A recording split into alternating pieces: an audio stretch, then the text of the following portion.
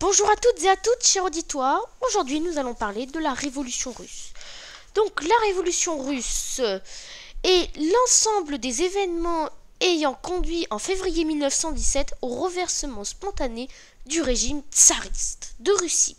Puis, en octobre de la même année, à la prise de pouvoir par les bolcheviks et à l'installation d'un régime léniniste, c'est-à-dire communiste.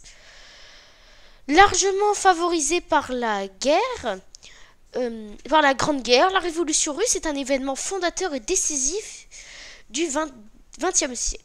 Ouvert par l'éclatement du conflit européen en 1914 et clos en 1991 par la disparition de l'URSS.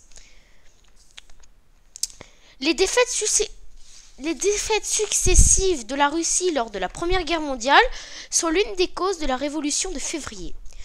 La famine gronde et les marchandises se font rares. L'économie russe, qui connaissait avant la guerre le taux de croissance le plus élevé d'Europe, est coupée du marché européen.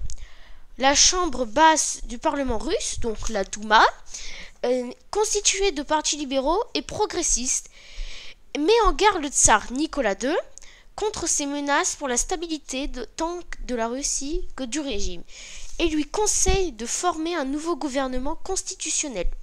Mais le tsar ignore l'avis de la Douma. Isolé dans un train spécial au front, il a perdu de fait tout contact avec la réalité du pays et avec sa direction. Le mois de février 1917 rassemble toutes les caractéristiques pour une révolte populaire. Hiver rude, pénurie alimentaire, lassitude face à la guerre. Tout commence lors des grèves spontanées, début février, des ouvriers des usines de la capitale Petrograd. Nom donné à Saint-Pétersbourg. Oui, en fait, à l'époque, Petrograd, donc Saint-Pétersbourg actuel, était la capitale de la Russie. Le jour suivant, les grèves se généralisent dans tout Petrograd et la tension monte. Cette fois, les affrontements avec la police font des victimes des deux côtés. Les manifestants s'arment en pillant les postes de police. Le tsar mobilise la troupe de la garnison de la ville pour mater la rébellion. Les soldats résistent aux premières tentatives de fraternisation et tuent de nombreux manifestants. Une partie de la troupe rejoint progressivement le camp des insurgés. Tous les régiments de la garnison de Petrograd se joignent aux révoltés. Sous la pression de l'état-major, le tsar Nicolas II abdique le 15 mars 1917.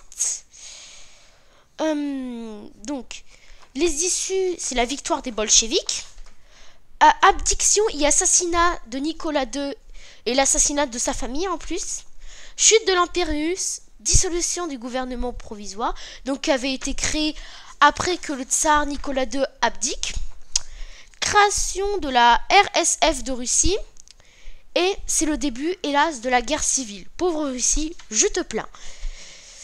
Donc voilà, j'espère que cette vidéo vous aura plu. Prochaine vidéo sur la guerre de 7 ans.